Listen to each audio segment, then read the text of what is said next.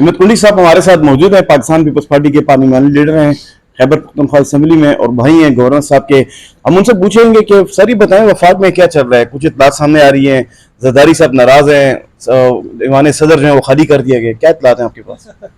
यार आप पेशनगोइयों पे ज्यादा और खबरों पे कम तवज्जो देते हैं, मुझे तो यूं लगता है। और ये तो जो है ना मतलब है, देखिए पॉलिटिक्स में और आजकल की दुनिया की पॉलिटिक्स में तो मैं तो खुद भी इस चीज़ का दाई हूँ, इख्तलाफात के साथ साथ रहते हुए इतफाकात पे काम चल रहा होता है। अब ये आपकी नज़र है जो आप इख्तलाफात पे ज़्यादा नज़र रखते हो या इतफाकात पे ज़्यादा नज़र रखते हो। देखिए आपके सामने हैं, बिल्स जा रहे हैं, उसमें इख्तलाफ राय भी होती है, जजेस की समरी गई, इख्तलाफ राय था, इतफाक राय हुआ, बिल पास हुए। उस दिन आपने देखा कानून साजियाँ हो रही हैं, कई जमातें अपोजिशन कर रही हैं और ये बड़ी अच्छी जमहूरियत का हुस्न है। देखिए मौलाना साहब जा रहे हैं अपोजिशन की तरफ, एक अच्छा स्टेप है ताकि वो ज़्यादा स्ट्रेंथन होंगे। हमारा हुकूमती जो इतिहाद है, बिल्स आए हैं उसमें यूनानिमसली वहाँ पे पास हुए हैं। देखिए आप लोग एक पार्टी के स्टैंड को सारी 5 साल का स्टैंड मत कंसिडर। यहाँ पे बहुत सारे बिल आए हमने रजिस्ट किए, बहुत सारे बिल थे जिनको हमने यूनानिमसली सपोर्ट किया। तो गुजारिश ये है जो मेरे ख्याल में तमाम असम्बलियों में चल रहे हैं, मतलब इत्तेफाक राय भी जनरेट हो रहा है, साथ में इख्तलाफात भी है। सूबों की बात को आप देख लें, 2 स्कूल ऑफ थॉट्स है, एकेडमिक डिबेट हो रही है उसके ऊपर मुख्तलिफ प्रोग्राम में आप देख रहे हैं। एक कहता है जो होने चाहिए, दूसरे कहते हैं नहीं होने चाहिए।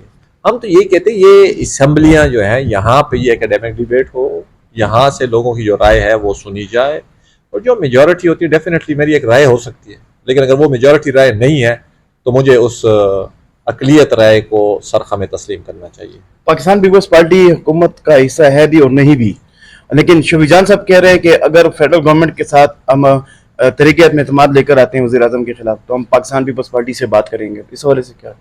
देखें दुनिया में पॉलिटिकल पार्टीज एक दूसरे से बात करते हैं, हम तो इनको यही कहते थे आप पॉलिटिकल पार्टीज को गालियां मत दें, पॉलिटिकल पार्टी से बातचीत करें और जो आपकी इत्तेफाक राय पे बात हो सकती है और उसके ऊपर आप आएँ। शुक्र है ये लोग समझ गए हैं, ये बात हम पहले दिन से इनको कर रहे थे। ये लोग उस वक्त डिक्टेटर बने हुए थे, कभी कहते थे इसको फांसी लगा दो, इसको जेल में डाल दो, इसका एसी निकाल दो। तो खुदारा जो है ना मतलब इस तरह तो पॉलिटिक्स नहीं होती ना। पॉलिटिक्स तो यही है जिस तरह आज मौलाना फजल रहमान को जाके ये जो है ना मतलब अपनी पुरानी और माजी की गलतियों की जो मतलब है माफिया मांग रहे हैं। It's good thing political parties अपनी जो किए फिर शर्मिंदा हो, ये भी बड़ी बात है। हमसे बड़ी गलतियां हुई हैं, पॉलिटिक्स इसी तरह चलती है, ट्रायल एंड एरर मेथड है। आप गलतियां करते हैं, सीखते हैं। आज मौलाना फजल रहमान और पीटीआई को एक ही सफ में देखा, वही महमूद जगदई जिसकी नकलें उतारता था इमरान खान। मतलब ये देखिए कानून कुदरत है, पॉलिटिक्स में आपको बातचीत का दरवाज़ा नहीं बंद करना चाहिए। और हम इनको, मैं तो अक्सर कहता रहता हूँ, यहाँ पे आप असम्बलियों में भी सुनते हैं, आप इमरान खान की आज़ादी की बात मत करें, सिर्फ आप सियासत की आज़ादी की बात करें जो पीपल्स पार्टी ने की थी। आप मुझे बताएं 2008 से 13 तक हमने अपने तमाम जो हमारे मुखालिफ थे हमने उनको रिहा किया। क्यों? हमने सियासत को रिहा किया, हमने दस्तूर के साथ जो बांधी हुई जंजीरें थी उनको तोड़ा। इनका और हमारा फर्क सिर्फ यही है, ये एक शख्सियत की बात करते हैं, हम इदारे की बात करते हैं। आपकी बड़ी गहरी नज़र है न सिर्फ सूबे के ऊपर, फेडरल सियासत के ऊपर भी। तो जो 2 किरदार थे पीडीएम के, मौलाना फजल रहमान साहब और अचकजई साहब, उन्होंने इमरान खान की हुकूमत गिराई है, अब वो पीटीआई के साथ मिल गए। अब क्या समझती है, ये बुग़्ज़ एस्टेब्लिशमेंट में है कि बुग़्ज़ नून लीग में है? यार देखिए मैं तो कहता हूँ इनको अगर हम इस नज़र से देखें, इमरान खान वो खुशकिस्मत भी कह दे और बदकिस्मत वज़ीर आज़म है जो कि आईनी तरीके से हटा है। 24 वज़ीर आज़म इस मुल्क में कमोबेश गुजरे हैं। आप उठा लें लियाकत अली खान से तारीख, पहले आपके 10 साल अगर 47 से 58 तक आप ले लें तो मेरे ख्याल में 7 वज़ीर आज़म तब्दील हुए थे, जिसपे लोग कहते थे इतनी तो दोतिया तब्दील नहीं होती है उसकी, अपना वज़ीर आज़म की इंडिया की जितनी है वज़ीर आज़म पाकिस्तान के तब्दील होते हैं। गुजारिश मेरी ये है, 24 कमोबेश वज़ीर आज़म गुजरे हैं और किसी ने भी वक्त पूरा नहीं किया। इस बात के ऊपर मैं अक्सर पॉलिटिकल साइंस के स्टूडेंट्स को कहता हूँ इसके ऊपर आप थोड़ा सा गौर करें। सवाए वाहिद इमरान खान खुशकिस्मत इंसान थे जिनको अदम एतमाद के जरिए जो है ना बाहर भेजा गया। ये जमहूरियत की मजबूती थी जो ये कहीं मतलब है बाहर से नहीं निकाला गया बल्कि इधर से हटाया गया था। तो अभी भी मेरी गुजारिश यही है, मतलब देखिए पीडीएम में कुछ लोग हमेशा, जब कोई लोग इत्तेफाकात, मैंने वही कहा ना, अभी दुनिया में कई इत्तेहाद होते हैं, अब कुछ वक्त के बाद वो इख्तलाफात में चले जाते हैं। आप इंडिया में जाके देख लें, तकरीबन पेशतर कमोबेश 10 से ज्यादा सूबों में मेजॉरिटी में कोलिशन गवर्नमेंट्स बनी हुई हैं और मुख्तलिफ उनकी तो रीजनल पार्टियां बहुत ज़्यादा पार्टियां हैं, बहुत ज़्यादा उनके मतलब वहाँ पे कोलिशंस बने हुए हैं।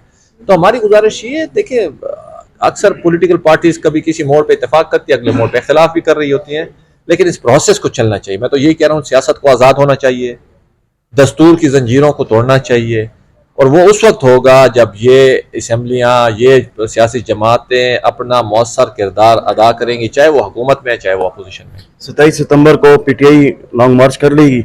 और ये बताएं कि पहली हुकूमत आप खत्म होते इसको देखते हैं, प्रोविंशियल गवर्नमेंट या फेडरल गवर्नमेंट या दोनों हुकूमत अपनी मैदत पूरे करेंगी? देखिए, पीपल्स पार्टी ने हमेशा, मैं आपको बताऊं, देखिए 126 दिन का धरना, ये 26, 27, ये पीटीआई का बड़ा मतलब है, कोई खसूसी नंबर है जो है ना। 126 दिन का धरना इन्होंने दिया।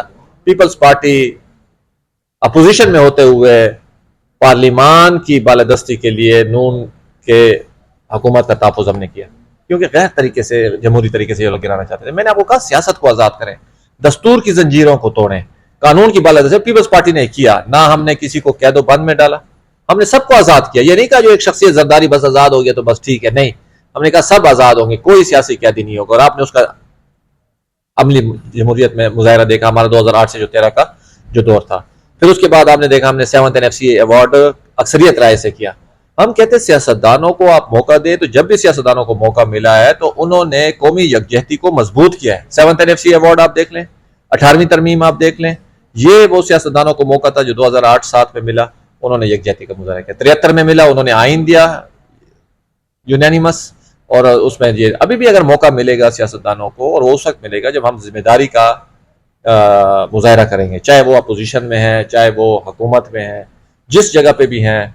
इधर इसलिए अक्सर लोग कहते हैं जो भाई यार यहाँ पे हम जो किरदार, हम तो इसलिए किरदार अदा करते हैं ताकि लोगों की तवक्कुआत हैं, इन चीज़ों को रेलेवेंट बनाया। आपकी क्या राय है, 27 सितंबर का मार्च हो जाएगा, पीटीआई कर लीजिए? 27 सितंबर का मार्च करना चाहिए इनको। मैं तो कहता हूँ यार देखिए, पुरअमन तरीके से। गंडापुर साहब के साथ मेरा क्या इख्तिलाफ था, वो कहते थे बंदूक गोली मारेंगे, मारोगे या मर जाएंगे, कफन उठा के जाएंगे।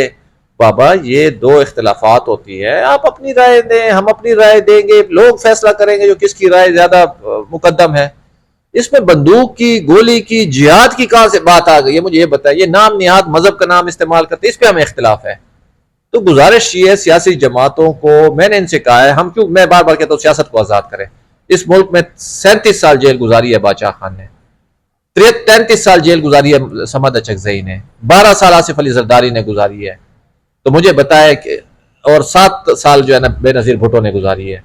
अभी इमरान खान की बारी आ गई। हम नहीं चाहते पीपल्स पार्टी वाले जो कोई सियासी बंदा जो है ना वो कैद हो, लेकिन हमें जमहूरी तरीके से अपने रवैयों को इस्तेमाल करना पड़ेगा, तब जाके ये सियासत भी आज़ाद होगी, हमारे ये पार्लिमान भी बालादस्त होंगे, हमारा दस्तूर भी आज़ाद होगा।